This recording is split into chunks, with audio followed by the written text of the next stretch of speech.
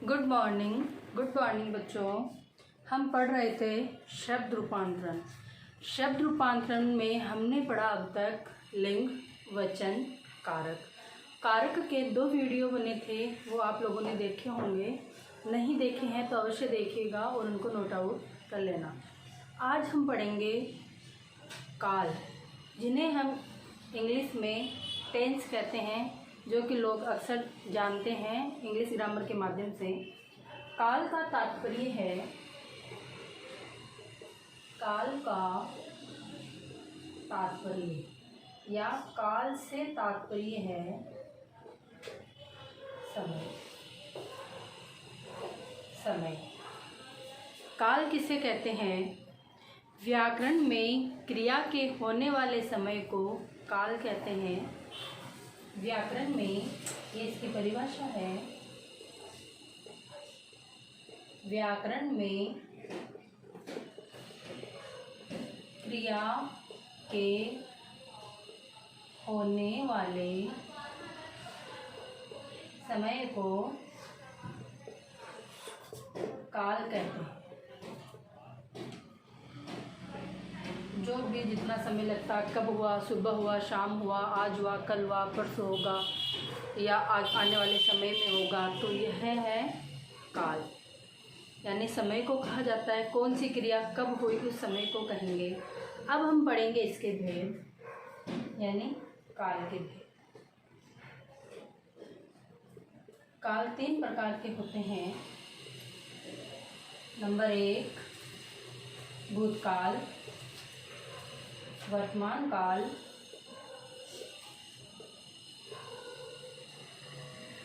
और भविष्य काल या भविष्य काल। इन सब की पहले परिभाषा जानेंगे। परिभाषा जानने के बाद में इसके प्रकार पढ़ेंगे। नंबर 1 है भूतकाल। नंबर 1 है भूतकाल।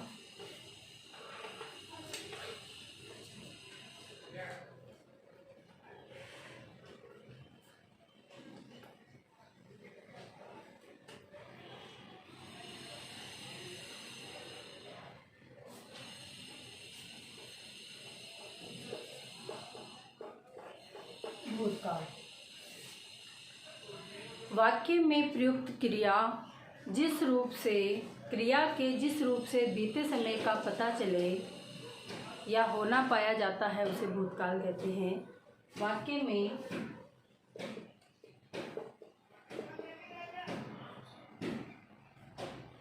प्रयुक्त क्रिया का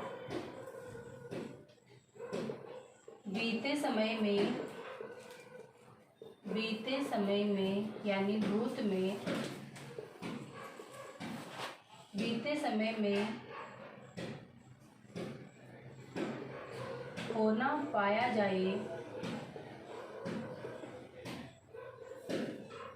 भूतकाल कहलाता है। भूतकाल कहलाता है। नंबर 2 है वर्तमान काल।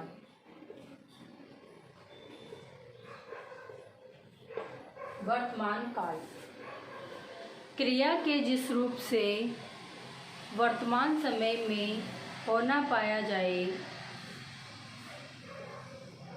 क्रिया के जिस रूप से कार्य का वर्तमान समय में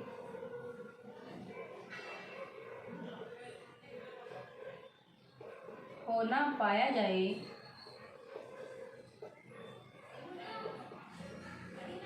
वर्तमान काल कहलाता है।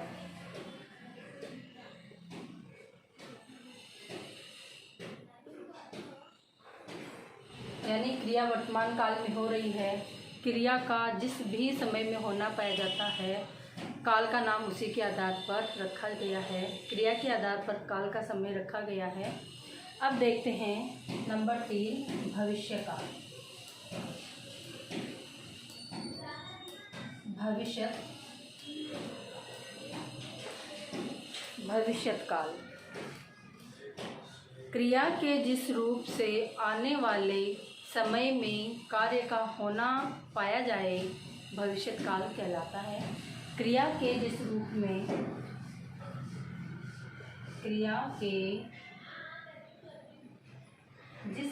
में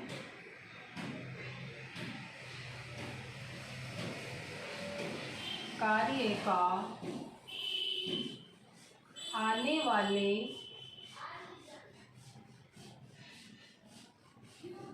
समय में यानी भविष्यकाल में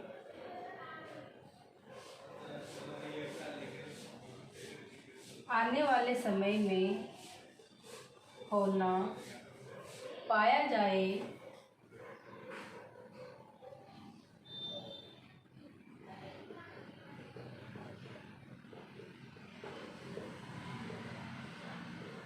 भविष्यकाल कहलाता है।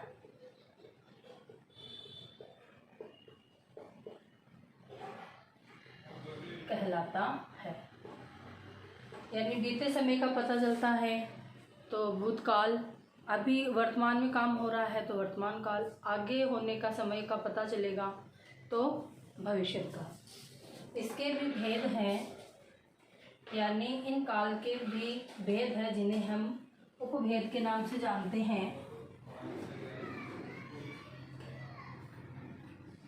हम इनको सारणी के माध्यम से पढ़ेंगे। सारणी बना लेंगे ऐसे करके। यहाँ लिखेंगे भूतकाल, यहाँ लिखेंगे वर्तमान काल, यहाँ लिखेंगे भविष्य।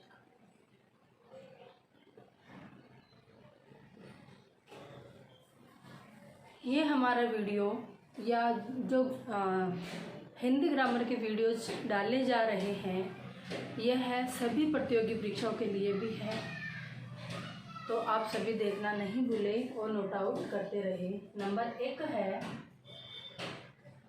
सामान्य भूत। सामान्य भूत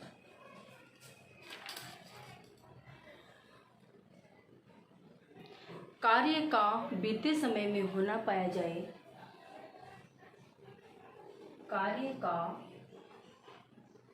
बीते समय में होना पाया जाए। इसको यहीं से पढ़ लेना है, यहीं से याद कर लेना है। इनकी पहचान है आ, ई, ए। वाक्य के अंत में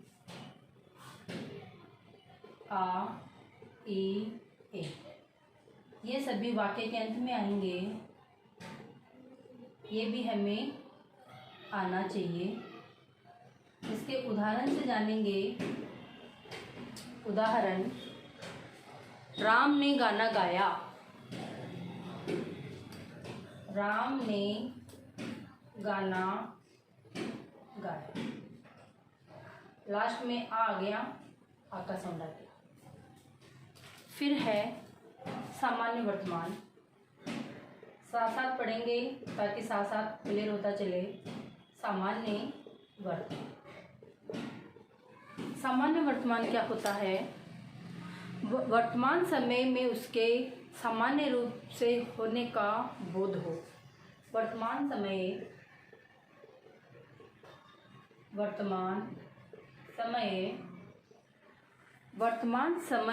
में उसके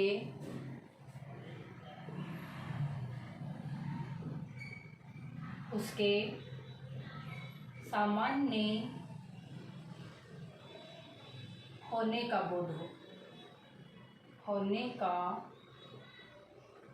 बोध हो। इसकी पहचान है ता है, ती है, ते है। वाक्य के अंत में आएंगे। ता है, ती है, ते। ये भी कहाँ? वाक्य के अंत में। वाक्य के अंत में। हाँ, उदाहरण है उदाहरण से जानेंगे। अशोक पुस्तक पढ़ता है। अशोक पुस्तक पढ़ता आ गया ता है। अब हम जानेंगे सामान्य भविष्य। देखो, जैसे जैसे मैं सहानी में लिखा हूँ, प्लीज़ आप वैसे के वैसे लिखना, नहीं तो कंफ्यूज हो सकते हो। ठीक है। सामान्य भविष्य। सामान्य भविष्य।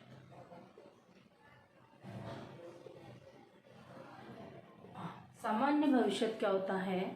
कार्य के सामान्य ढंग से होने का बोध हो। कार्य के सामान्य ढंग से होने का बोध हो। इनकी पहचान है, कैसे पहचानेंगे? गा गे गी। गा गे। उदाहरण से समझते हैं। इसका उदाहरण है, लीला नृत्य प्रतियोगिता में भाग लेगी। लीला नृत्य प्रतियोगिता में भाग लेगी। देखिए, मैंने कहा कि गागेगी, लेगी, यानी भविष्य काल में होगा काम, हो नहीं रहा है, होगा। तो लीला नृत्य प्रतियोगिता में भाग लेगी। इनका दूसरा भेद जानते हैं। ये थे तीनों में सेम। दूसरा भेद जानेंगे।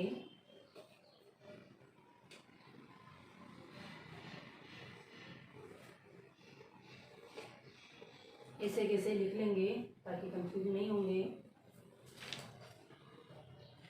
आसन्न भूत। आसन्न भूत क्या होता है जानते हैं इसकी परिभाषा के माध्यम से। भूत में शुरू होकर अभी अभी समाप्त हुआ है। भूत में शुरू होकर अभी अभी समाप्त हुआ है। समाप्त हुआ। इसकी पहचान है, ये पहचान जरूर याद रखना है। आ है, ई है, ए है। आ है, ई है, ए है। उदाहरण से जानेंगे। राधा घर गई है। राधा घर गई है। ई है। राधा घर गई है।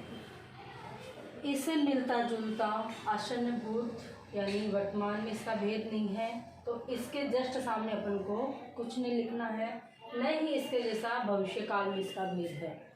अगर इसके सामने अपन नहीं लिखेंगे तो हम कंफ्यूज भी नहीं होंगे।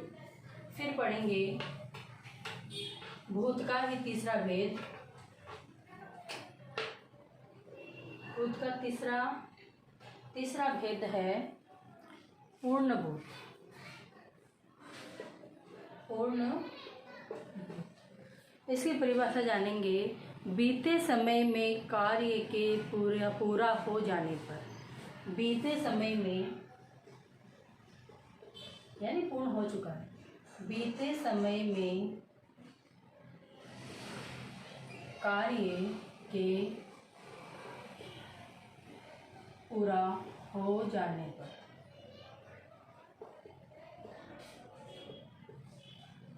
इसकी पहचान है।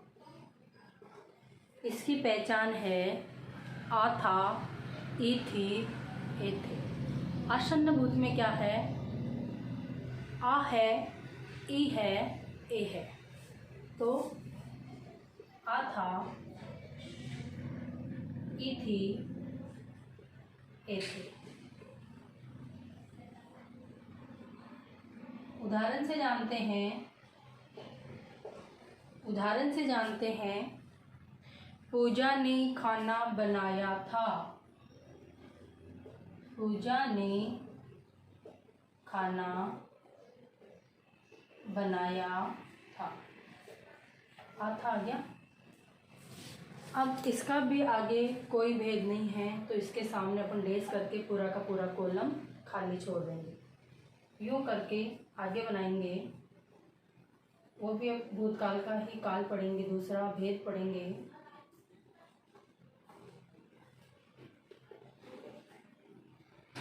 नंबर 4, अपूर्ण भूत।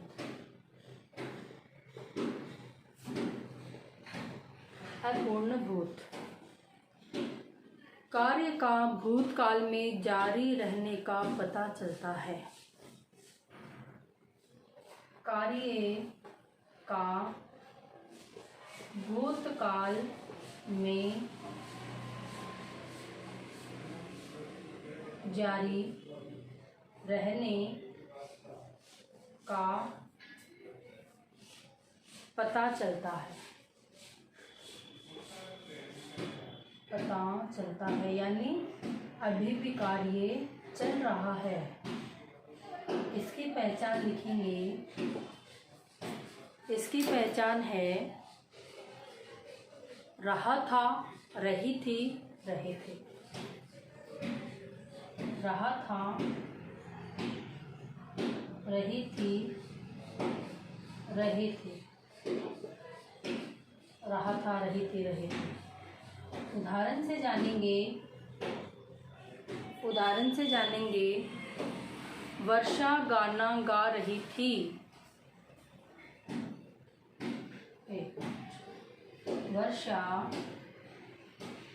गाना गा रही थी। आगे रही थी। इन्हीं से हम इनको पहचान पाएंगे, इसीलिए पहचान आपको लिखवाई जा रही है। अपूर्ण वर्तमान भी है, तो इसका क्या कौन सा प्रकार चलेगा? दूसरा, अपूर्ण वर्तमान। इसी के सामने लिखेंगे हम, ताकि कंफ्यूज नहीं होंगे। अपूर्ण वर्तमान की परिभाषा जानेंगे। क्रिया अभी भी चालू है, यानी कार्य अभी भी चल रहा है, अपूर्ण ही है। क्रिया अभी भी चालू है। इसकी पहचान है, यहाँ क्या थी? रहा था, रही थी, रहे हैं। तो यहाँ क्या हो जाएगी? रहा है, रहे हैं, रही है। इसीलिए तो सामने लिखा रही हूँ, ताकि आप लोग कंफ्यूज ना हो। उदाहरण से जानेंगे। सिमरन गीत गा रही है।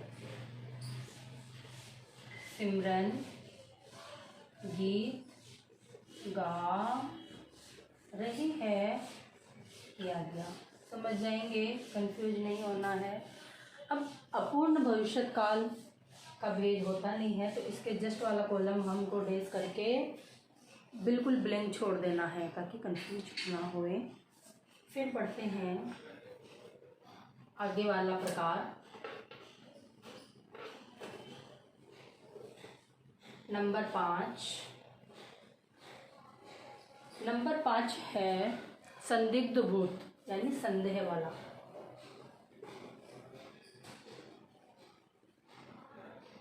संदिग्ध, देख लो भूत कितने प्रकार के होते हैं, कितने सारे भूत बता दिए आपको।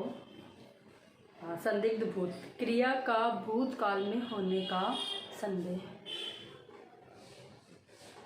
क्रिया का भूत में होने का संदेह है। संदेह हो रहा कि होगा या नहीं होगा, क्या होगा, हुआ या नहीं हुआ। देखते हैं पहचान के माध्यम से। आ होगी, ई होगी ए होंगे, आ होगी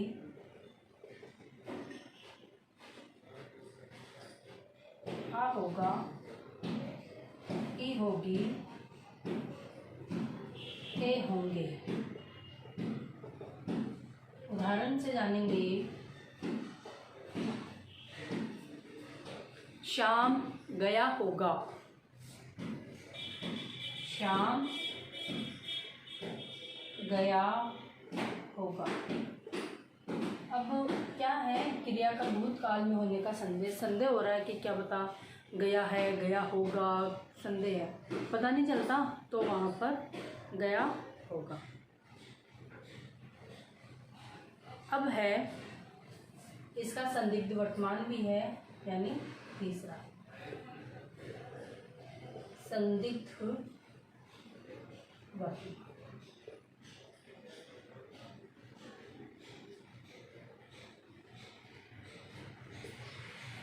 पढ़ेंगे। क्रिया अभी भी वर्तमान में क्रिया के होने का संदेह होना, वर्तमान में क्रिया के होने का संदेह होना,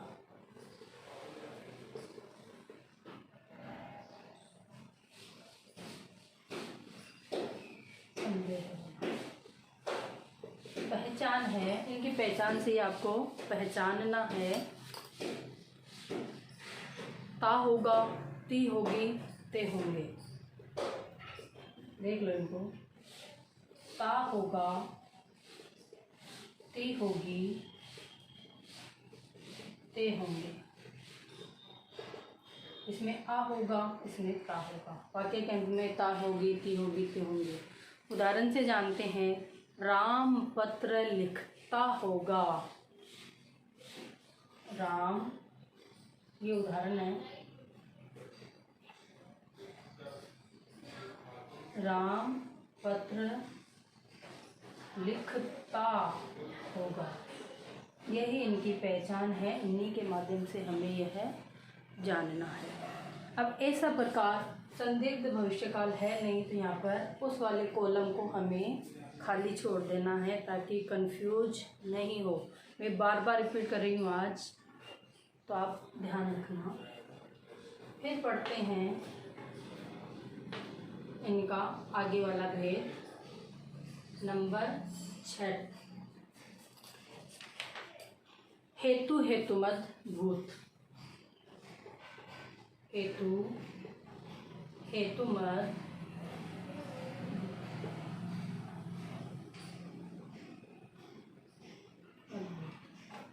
इसको जानते हैं। किसी कारण पर आधारित, किसी कारण पर आधारित, किसी कारण पर आधारित, कोई ना कोई कारण जरूर होगा हेतु हेतुमद में। पहचान है यदि तो, यदि तो,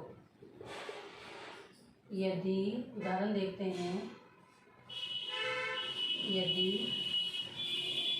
युद्ध होता तो,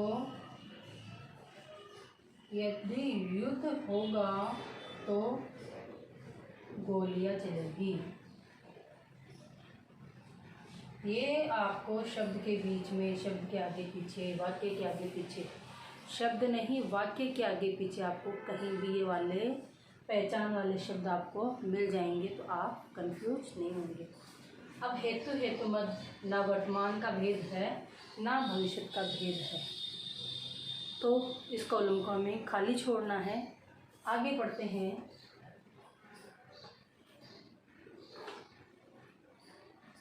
नंबर, कौन सा नंबर चल रहा है इसका? 4। संभाव्य वर्तमान। संभाव्य वर्तमान इसकी परिभाषा है क्रिया से वर्तमान काल की अपूर्ण क्रिया की संभावना या आशंका व्यक्त हो। क्रिया से वर्तमान काल की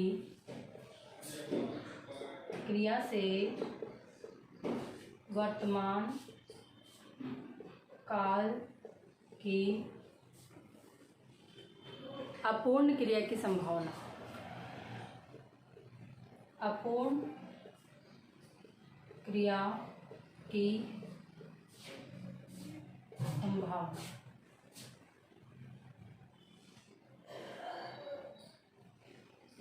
या आशंका, कोई शंका हो गई हो। इसकी पहचान है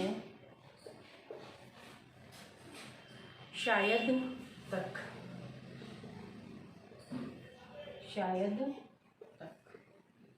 इसका उदाहरण है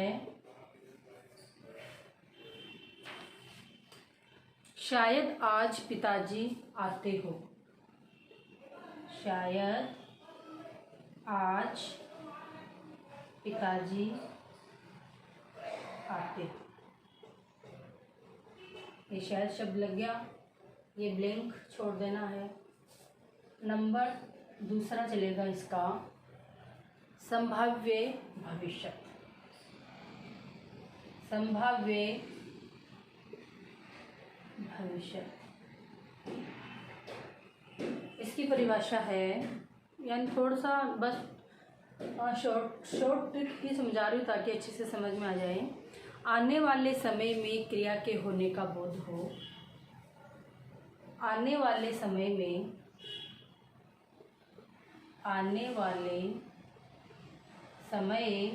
में क्रिया के होने का बोध हो। पहचान है, इसकी पहचान है संभवतः शायद तक। संभवतः शायद उदाहरण से जानेंगे। वे शायद जयपुर जाएं। वे शायद जयपुर जाएं, यानी आने वाले समय में क्रिया का बोध हो रहा है। एक चीज़ इसमें और नोट आउट कर लेना, ब्रैकेट लगा लेना उस पर, निश्चित न होने की अवस्था। निश्चित न होने की अवस्था। अवस्था है ये, मेरे साउंड से पहचान लेना, लिख लेना इसको। फिर है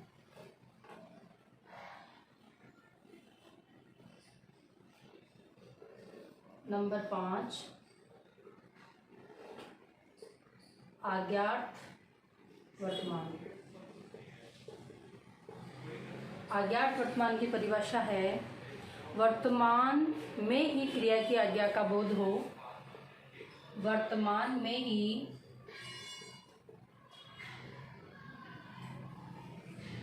आज्ञा का बोध हो।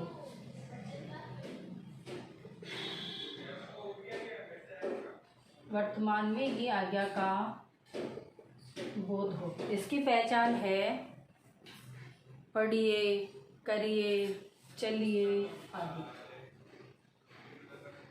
पढ़िए, करिए, चलिए। उदाहरण है आप भी चलिए। आप भी चलिए। एक और है अज्ञात भविष्य। अज्ञात भविष्य, इसकी परिभाषा जानते हैं। आगे भी कार्य होते रहने का बोध। आगे भी कार्य के होते रहने का बोध। आगे भी यानी भविष्य में भी। इसकी पहचान है ईयेगा,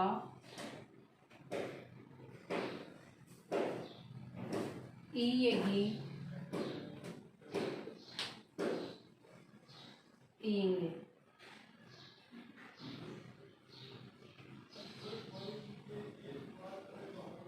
जैसे उदाहरण है इसका, आप वहाँ अवश्य आइएगा।